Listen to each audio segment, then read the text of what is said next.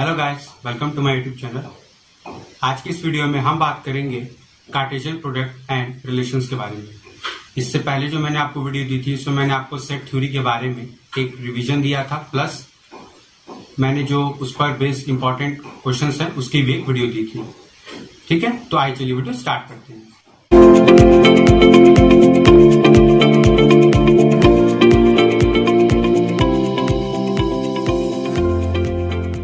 तो देखिए, Cartesian product में सबसे पहले जो इंपॉर्टेंट चीज होती है वो होती है ऑर्डर्ड पेयर्स।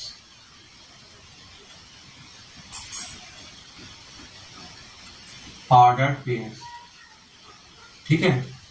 तो ऑर्डर्ड पेयर्स में क्या होता है कि हमारे पास मान लीजिए ए कॉमा बी लिखा हुआ है, ठीक है। इन्हीं को हम ऑर्डर्ड पेयर्स करते हैं और इसमें क्या होता है कि हमारा एक एलिमेंट किसी एक सेट से बिलोंग करता है और दूसरा एलिमेंट किसी एक सेट से बिलोंग करता है। ये सेम सेट से भी बिलोंग है कर सकते हैं। ये एक जनरल इसकी डेफिनेशन है। अब बात हमारे पास आ जाता है कि हमारे पास इक्वलिटी ऑफ ऑर्डर्ड पेयर्स क्या होती है। इक्वलिटी ऑफ ऑर्डर्ड पेयर्स, तो देखिए इक्वलिटी ऑफ ऑर्डर्ड पेयर्स की अगर हम बात करें तो हमारे पास अगर A comma B is equal to C comma D दिया हुआ है तो इक्वलिटी ऑफ ऑर्डर्ड पेयर्स हमें ये बताता है कि ऑर्डर्ड पेयर का फर्स्ट एलिमेंट दूसरे ऑर्डर्ड पेयर के फर्स्ट एलिमेंट के बराबर होगा। अगर वो दोनों आपस में बराबर है तो A is equal to C होगा and B is equal to D होगा, ठीक है। अब हमारे पास आ जाता है कार्टेशियन प्रोडक्ट। तो कार्टेशियन प्रोडक्ट की वजह से बेसिकली हमारे पास जो भी ऑर्डर्ड पेयर्स आते हैं वो आते हैं। तो कार्टेशियन प्रोडक्ट में क्या होता है कि अभी जो मैंने आपको सेट थ्योरी बताई थी उस सेट थ्योरी में मैंने आपको प्रोडक्ट नहीं बताया था, मैंने केवल एक सिंपल सेट के बारे में बात की थी और एक सेट का दूसरे सेट पे क्या ऑपरेशन होता है मैंने वो बताया था आपको। अब यहाँ पर सेट में जो ऑपरेशंस होते हैं, ठीक है, उनमें अब हम कंबाइंड ऑपरेशन की बात करेंगे। मतलब ए का एलिमेंट और बी का एलिमेंट कंबाइंड करेंगे, एक ऑर्डर पेयर बनाएंगे और उस पर जो भी ऑपरेशन अप्लाई होता है उसकी बात करेंगे। तो इसका जो रिप्रेजेंटेशन होता है वो होता है आपका ए क्रॉस बी से, और जो भी इसके एलिमेंट्स होते हैं, मान लीजिए कि हमारा अगर ए कॉमा बी है तो ये इंप्लाई करेगा कि हमारा ए जो है वो बिलोंग करेगा ए से एंड बी जो है वो बिलोंग करेगा कैपिटल बी से। मतलब पहला वाला एलिमेंट पहले वाले ऑर्डर्ड पेयर का जो पहला होगा सेट ये चीज इससे बिलोंग करेगा और जो बी एलिमेंट होगा वो हमारे कार्टेशियन प्रोडक्ट में जो दूसरा सेट होगा उससे बिलोंग करेगा, ठीक है। अब हम बात कर लेते हैं results based on Cartesian products पे। देखिए, अब हम बात कर लेते हैं result based on Cartesian product में।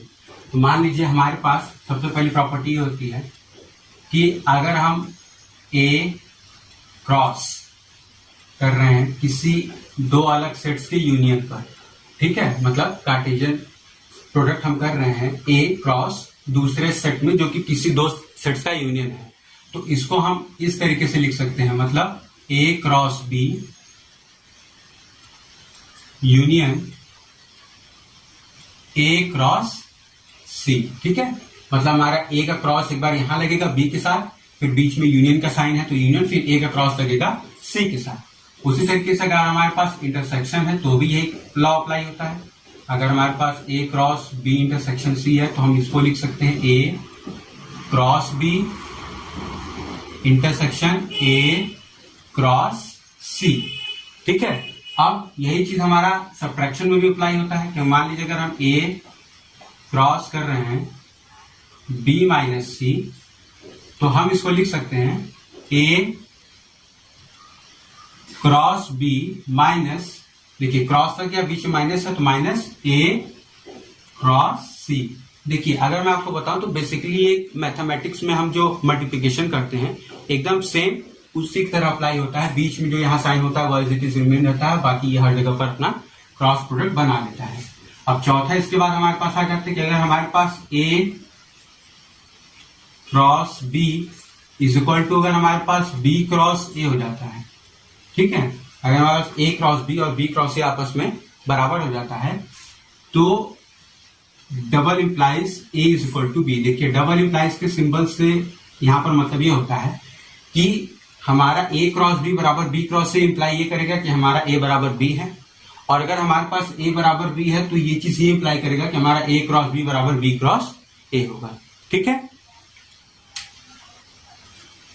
अब देखिए हम बात कर लेते हैं अगली कुछ प्रॉपर्टीज की। 5th नंबर कह रहा है कि अगर ए हमारे पास सबसेट है बी का, ठीक है, A is a subset of B, तो ये इंप्लाई करता है कि हमारे पास अगर हम ए क्रॉस ए निकालते हैं, ठीक है, अगर ए क्रॉस ए निकालते हैं तो वो सबसेट होगा हमारे पास किसका, A cross B intersection B cross A का, ठीक है, ये चीज होती है। देखिए इन सबों का जो भी प्रूफ है, ठीक है, वो थोड़ा सा लंबा है, इसलिए मैं आपको यहाँ पर केवल फॉर्मूला बता रहा हूँ, क्योंकि मुझे कम टाइम में आपको ज्यादा से ज्यादा चीजें बतानी, इसलिए मैं यहाँ पर इसका प्रूफ नहीं बता रहा हूँ। मैं आपको सिंपली ये बता दे रहा हूँ कि ये चीज क्या होती है और कैसे उसको याद रखना है। तो आपको सिंपल से याद रखना है कि अगर ए बी का है सबसेट, मतलब ए में वो सारे एलिमेंट्स होंगे जो कि बी में होंगे और प्लस बी में कुछ एक्स्ट्रा भी एलिमेंट्स हो सकते हैं, ठीक है। तो अगर हम ए का ए के साथ क्रॉस करेंगे तो वो ए से बी में जो तुम्हारा क्रॉस प्रोडक्ट होगा वो, और बी से जो ए में होगा, उन दोनों के इंटरसेक्शन में लाई करेगा, वही वैल्यू होगी। क्योंकि देखिए ए से जब बी में क्रॉस करेंगे तो बी में हो सकता है कि कुछ एलिमेंट्स ज्यादा हो तो वो एलिमेंट्स एक्स्ट्रा आएंगे, प्लस जब बी से ए में करेंगे तो भी यही बात होगी कि बी में एलिमेंट ज्यादा है तो बी क्रॉस ए में भी एलिमेंट ज्यादा होंगे। लेकिन जब हम ए क्रॉस बी और बी क्रॉस ए में इंटरसेक्शन निकालेंगे तो वही एलिमेंट्स होंगे जो कि ए में लाई करेंगे। इसलिए कह रहा है कि ए क्रॉस ए जो होगा वो हमेशा सबसेट होगा A cross B intersection B cross A का। अब अगर यही चीज हम किसी थर्ड सेट के साथ अप्लाई करते हैं, जैसे मान लिया हमारे पास ए अगर सबसेट है बी का, तो ये अप्लाई करता है कि अगर हम कोई तीसरा सेट सी इंट्रोड्यूस करते हैं तो हमारे पास हो जाएगा A cross C is a subset of B cross C, ठीक है। अब उसके बाद हमारे पास सातवीं आ जाती है प्रॉपर्टी की, मान लिया अगर हमारे पास ए क्रॉस बी है इंटरसेक्शन सी क्रॉस डी है, तो अब हम इसको तोड़ करके ऐसे लिख सकते हैं कि हमारे पास ए हो गया तो सी के साथ इंटरसेक्शन, क्रॉस बी हो गया तो बी का डी के साथ इंटरसेक्शन, ठीक है। देखिए अब हमारे पास दो प्रॉपर्टी ऐसी आ जाती है स्पेशल, जो सेट थ्योरी में मैंने आपको डिमॉर्गन्स लॉ बताया था उस पर बेस्ड होता है। वो ये कहता है कि अगर हमारे पास A cross A complement intersection B complement का कॉम्प्लीमेंट है, ठीक है, तो देखिए इसको हम आपको वहां बताए थे कि हम A complement intersection B complement को डिमॉर्गन्स लॉ के थ्रू ए यूनियन बी का होल कॉम्प्लीमेंट लिख सकते हैं, और उसका मैंने आपको प्रूफ भी बताया था थ्रू द वेन डायग्राम। तो अगर हम यही चीज यहाँ पे लिखे तो हमारे पास क्या हो जाएगा, ए इंटू, अब देखिए ए यूनियन बी का कॉम्प्लीमेंट आएगा और यहाँ पर ऑलरेडी एक कॉम्प्लीमेंट है, तो कॉम्प्लीमेंट से कॉम्प्लीमेंट क्या होता है, कैंसिल हो जाएगा। ये भी मैंने आपको बताया था कॉम्प्लीमेंट की प्रॉपर्टी में। तो हमारे पास हो जाएगा ए यूनियन बी, तो हमारे पास अल्टीमेटली क्या आ जाएगा, A cross A union A cross B, ठीक है। अब उसी तरीके से हमारे पास 9th वाली आ जाती है प्रॉपर्टी, वो कहती है कि अगर हमारे पास A cross A complement union B complement का होल कॉम्प्लीमेंट है, अगेन इसको हम लिख सकते हैं ए क्रॉस, अब देखिए A complement union B complement को हम लिख सकते हैं ए इंटरसेक्शन बी का होल कॉम्प्लीमेंट। अब यहाँ पर कॉम्प्लीमेंट है, ये ऑलरेडी कॉम्प्लीमेंट है, तो अगेन कॉम्प्लीमेंट से कॉम्प्लीमेंट कैंसिल होगा, हमारे पास बच जाएगा A cross A union B, sorry intersection आएगा यहाँ पे इंटरसेक्शन बी, तो हमारे पास हो जाएगा A cross A intersection A cross B, ठीक है। अब देखिए एक स्पेशल प्रॉपर्टी होती है जो कि ये कहती है कि अगर हमारे पास ए क्रॉस बी में, या नहीं ए क्रॉस बी नहीं, ए इंटरसेक्शन बी में अगर हमारे पास n नंबर ऑफ एलिमेंट्स है, ठीक है, n नंबर ऑफ एलिमेंट्स हैं,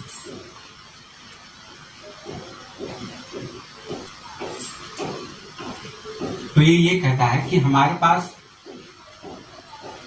A cross B and B cross A में N square number of elements होंगे।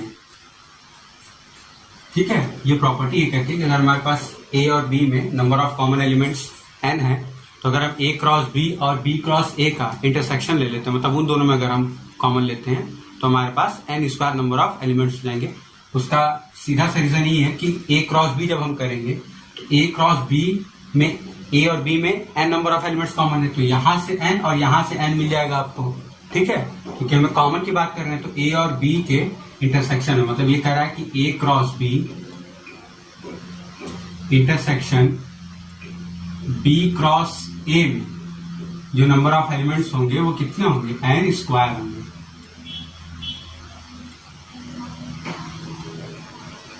ठीक है, देखिए अब हम बात कर लेते हैं रिलेशन के बारे में।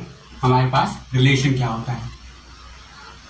देखिए वैसे तो रिलेशन का आम लैंग्वेज में मतलब होता है रिश्तेदार, लेकिन मैथमेटिक्स में रिलेशन का मतलब सेंस यही लिया जाता है, लेकिन यहाँ पर रिश्तेदारों की नहीं बात की जाती, यहाँ पर बात की जाती है दो अलग अलग चीजों के बीच में रिलेशंस के बारे में, मतलब कि उनके बीच में क्या संबंध है। तो यहाँ पर अगर हम बात करें, आपको समझाएं, तो बेसिकली हमारे पास जो कार्टेशियन प्रोडक्ट है, ठीक है, तो कोई भी हम रिलेशन निकालते हैं वो हमेशा किसी न किसी कार्टेशियन प्रोडक्ट का सबसेट होगा। मतलब जो भी कार्टेशियन प्रोडक्ट हमने सेट लिया हुआ है ए और बी, तो अगर हम उस सेट में रिलेशन निकालेंगे तो वो हमेशा उसी कार्टेशियन प्रोडक्ट का सबसेट होगा। दैट इज,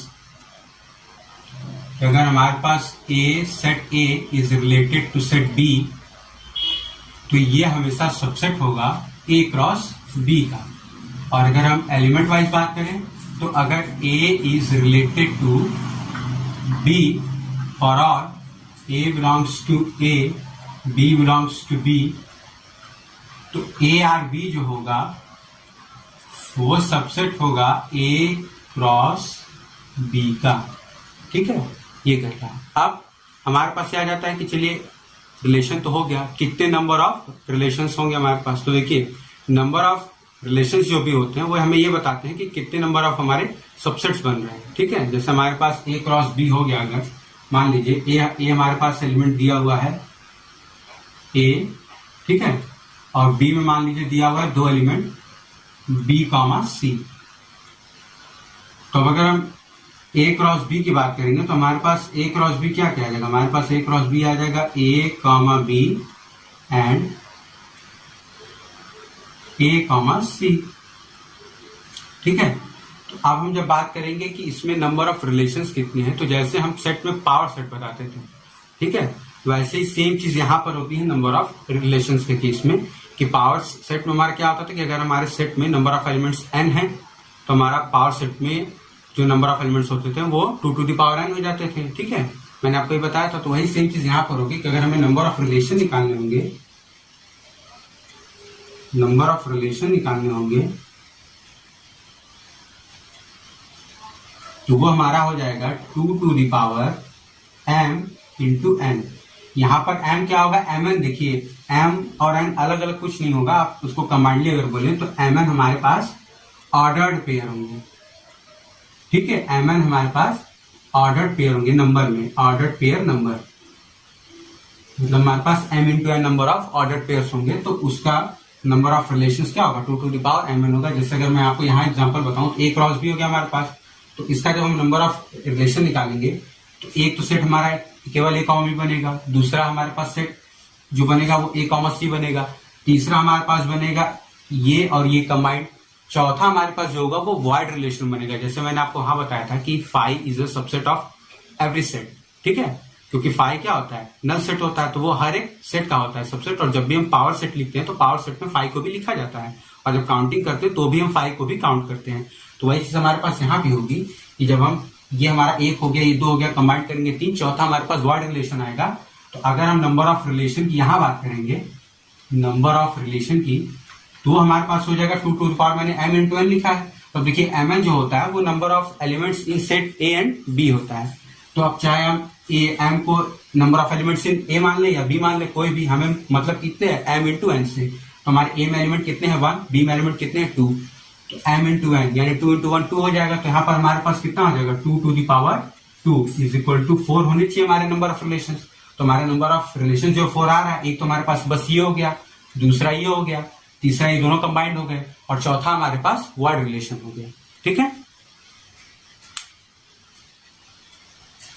अब देखिए रिलेशन में आपको दो चीजें जानना जरूरी होता है।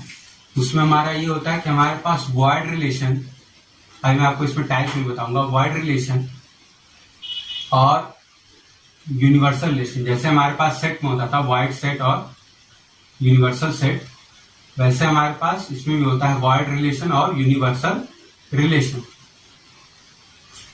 तो ये दोनों के दोनों जो होते हैं किसी भी सेट के कार्टेशियन प्रोडक्ट जब हम करते हैं तो ये दोनों उसके ट्रिवियल रिलेशंस होते हैं। ट्रिवियल रिलेशंस का मतलब ये होता है कि ये दोनों उसमें हमेशा लाई करेंगे। ठीक है, एक तरीके से आप ये समझ सकते हैं। ट्रिवियल रिलेशन का मतलब ये होता है कि जब भी हम उसका सबसेट बनाएंगे तो वो हमेशा लाई करेंगे। जाहिर सी बात है कि अगर हम कोई भी ए क्रॉस बी का ले रहे हैं सबसेट, तो कोई भी सेट अपने आप का सबसेट होता ही होता है, ये भी है, आपको पता है। दूसरा फाई भी हर एक सेट का सबसेट होता है। तो हम कोई भी टाइप का रिलेशन बना लें उसमें हमारा वर्ड रिलेशन और यूनिवर्सल रिलेशन होगा ही होगा। ठीक है, वो तभी नहीं हो सकता है जब हमारे पास सेट ही ना हो। जैसे अगर हम नॉन वाइड की बात करें तो नॉन वाइड का मतलब होता है कि एटलीस्ट इसमें नंबर ऑफ एलिमेंट्स कितने होने चाहिए, 1 होने ही चाहिए। तो अगर हमारे पास सेट ए में एम की वैल्यू मान लीजिए 1 है और सेट बी में नंबर ऑफ एलिमेंट्स की वैल्यू 1 है, तो हमने अभी आपको बताया कि नंबर ऑफ रिलेशंस के मतलब कितना होता है 2 to the power m into n।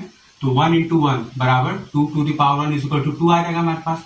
तो ये 2 ये बता रहा है कि अगर हमारे पास एटलीस्ट कोई एक सेट है जो कि नॉन वाइड है, उसमें मतलब कम से कम एक एलिमेंट है ही है, तो अगर उन दो सेट्स का, ऐसे दो सेट्स का जिसमें ए 1 नंबर ऑफ एलिमेंट है, अगर हम उनका कार्टेशियन प्रोडक्ट निकालते हैं तो नंबर ऑफ रिलेशंस मिनिमम 2 आएंगे, 2 से कम नहीं आ सकते।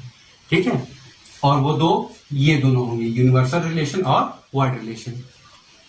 अब हम बात कर लेते हैं inverse of a relation.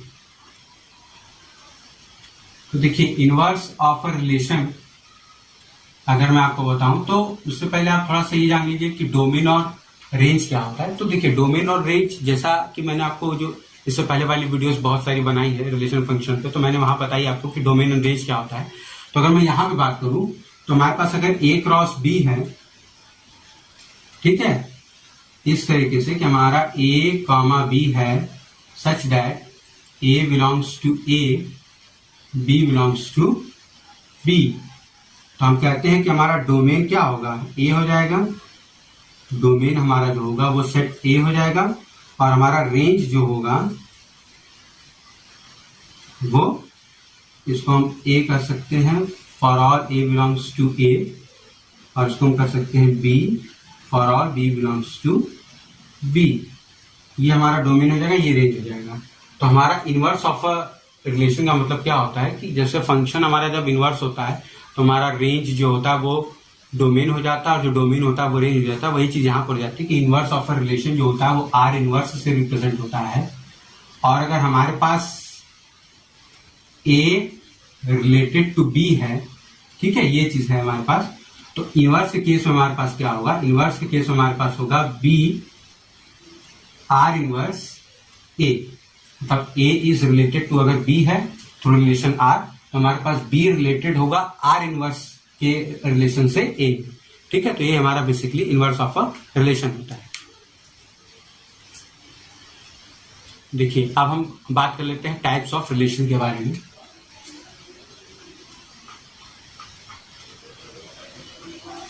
Types, तो सबसे पहला आ जाता है वर्ड रिलेशन, जो कि मैंने आपको अभी बताया। ठीक है, वर्ड रिलेशन। दूसरा आ जाता है यूनिवर्सल रिलेशन।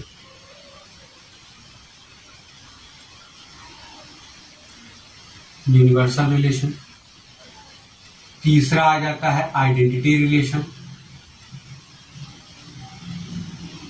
देखिए वर्ड रिलेशन और आइडेंटिटी रिलेशन तो मैंने आपको बता दिया, sorry word relation and universal relation तो मैंने आपको बता दिया। आइडेंटिटी रिलेशन अगर मैं आपको बताऊं तो ये रिप्रेजेंट होता है आई ए से, such that A comma A belongs to R for all A belongs to A. ठीक है, ये हमारा आइडेंटिटी होता है रिलेशन। अब उसके बाद हमारे पास चौथा आता है रिफ्लेक्सिव रिलेशन।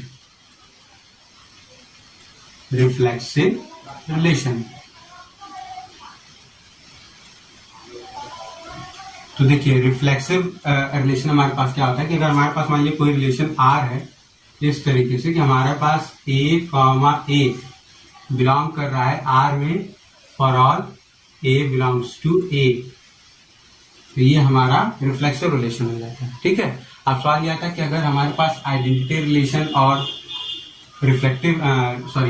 रिफ्लेक्सिव रिलेशन देखने में एक जैसे है तो उनमें फर्क क्या है?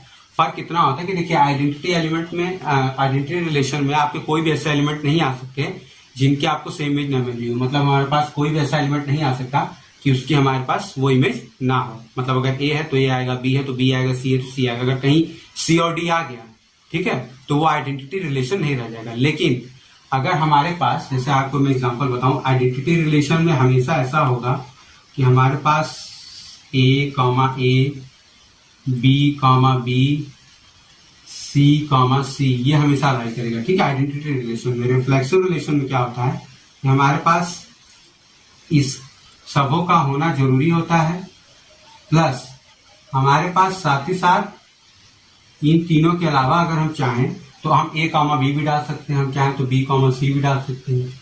तो अब अगर हमारे पास ये हो गया तो हम इसको रिफ्लेक्सिव बोल सकते हैं, आइडेंटिटी नहीं बोल सकते। आइडेंटिटी केवल उसी को बोलते हैं जिसमें केवल और केवल ऑर्डर पेयर्स की वैल्यू सेम हो। मतलब ए के साथ ए, बी के साथ बी, सी के साथ सी जब भी रहेगा तभी हम इसको आइडेंटिटी बोल सकते हैं। रिफ्लेक्सिव में क्या होता है कि इनके अलावा भी हमारे पास एलिमेंट्स आ सकते हैं। अब देखिए नेक्स्ट हमारे पास आ जाता है सिमेट्रिक रिलेशन।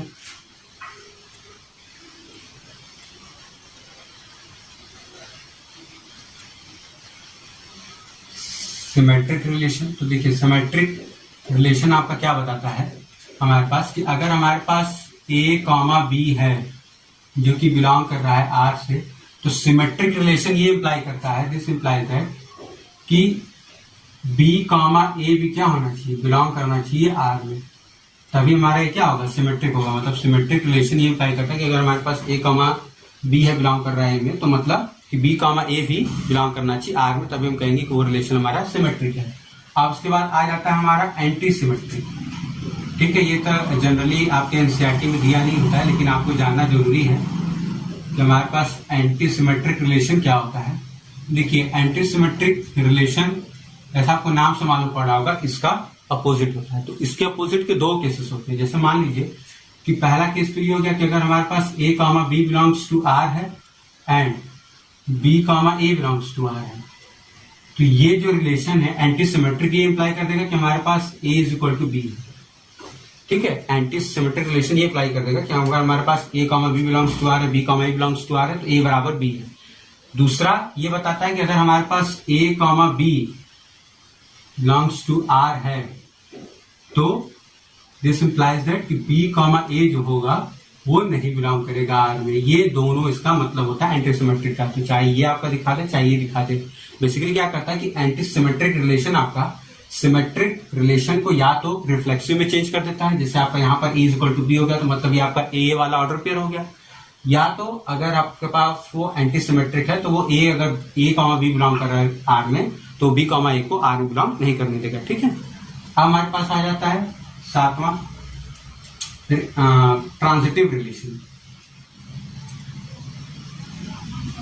ट्रांजिटिव रिलेशन, तो देखिए ट्रांजिटिव रिलेशन हमारा क्या करता है, ट्रांजिटिव रिलेशन ये करता है कि अगर हमारे पास A is related to B है, comma B is related to C है, दिस इंप्लाइज दैट कि ए जो है वो सी से रिलेटेड होना चाहिए। या हम इसको अगर ऐसे कहें कि अगर हमारे पास A comma B belongs to R है, B comma C belongs to R है, this implies that A comma C का जो ऑर्डर पेयर है ये भी बिलोंग करना चाहिए आर में। तो ये हमारा बताता है कि ये चीज ट्रांजिटिव रिलेशन है। अब देखिए हम बात कर लेते हैं, हमारे पास एक रिलेशन होता है स्पेशल टाइप का जो कि तीन को कंबाइन करके बनता है, वो होता है equivalence relation.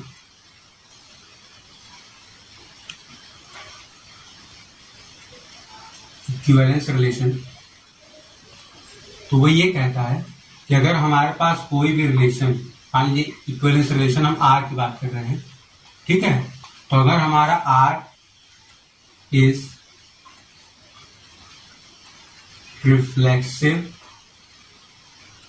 Second R is symmetric, तीसरा आर इज ट्रांजिटिव। अगर हमारे पास ये तीनों लाई करता है, ठीक है, तो हम कह सकते हैं कि कोई भी हमारा इक्विवेलेंस आर रिलेशन आर जो है वो इक्विवेलेंस है। अब देखिए इसमें बढ़िया बात ये होती है कि अगर हमारे पास कोई भी रिलेशन आर इक्विवेलेंस है तो उसका inverse relation that is are inverse भी इक्विवेलेंस होगा।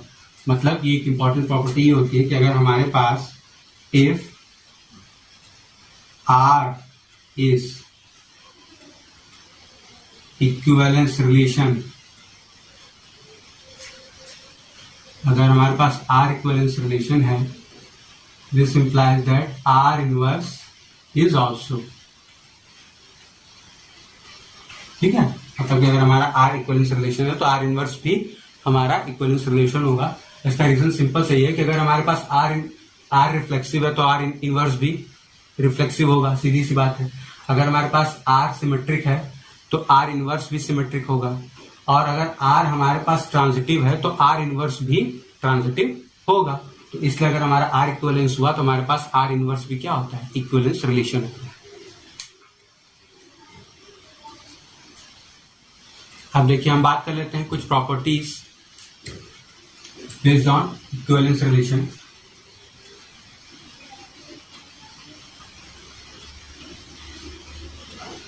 Properties based on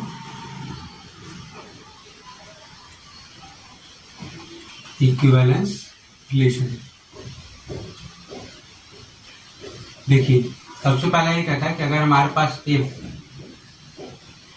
are and S are equivalence relation, ठीक है, मैं इसको यार से दिखा रहा हूं कि अगर हमारे पास आर और एस इक्विवेलेंस रिलेशन है तो दिस इंप्लाइज दैट कि R intersection S B, R intersection S also equivalence relation होगा, ठीक है। अगर हमारे पास आर और एस इंडिविजुअल इक्विवेलेंस रिलेशन है तो हमारे पास आर इंटरसेक्शन एस जो होगा वो भी इक्विवेलेंस रिलेशन होगा, ये चीज कंफर्म है। दूसरा कह रहा है कि if R and S are equivalence relation, ठीक है, तो आर यूनियन यस में और मे नॉट बी, ठीक है। मतलब कि अगर हमारे पास आर और एस इक्विवेलेंस रिलेशन है तो R union S equivalence relation हो भी सकता है, नहीं भी हो सकता है। इंटरसेक्शन तो होगा ही होगा क्योंकि हम उस पर कॉमन एलिमेंट्स ले लेते हैं, ठीक है, तो हमारा इक्विवेलेंस रिलेशन आएगा ही आएगा। और अगर आर यूनियन एस की बात करते हो तो वो सारे एलिमेंट्स भी ले लेते हैं जो कि हो सकता है कि पूरी तरीके से आपका इक्विवेलेंस रिलेशन को ना फॉलो कराएं यूनियन कराने के बाद, ठीक है, तो ये इसलिए हमारा अप्लाई नहीं होता है। तीसरा अभी मैंने आपको बताया, तीसरा ये बताता है कि अगर इफ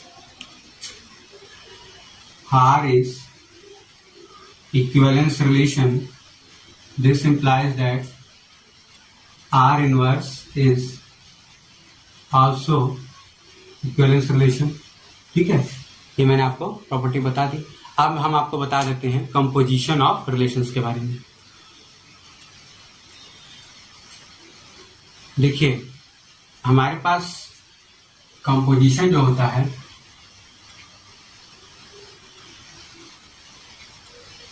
कंपोजिशन ऑफ रिलेशन, तो हमारे पास जिस तरीके से हम फंक्शन में करते हैं यहाँ पर वैसा नहीं होता, थोड़ा सा चेंज होता है। जैसे मान लीजिए हमारे पास कोई एक सेट ए हो गया, ये सेट बी हो गया और ये हमारे पास सेट सी हो गया। ये ए हो गया, ये बी हो गया और ये सी हो गया। ए से बी में रिलेशन है आर, बी से सी में रिलेशन है एस।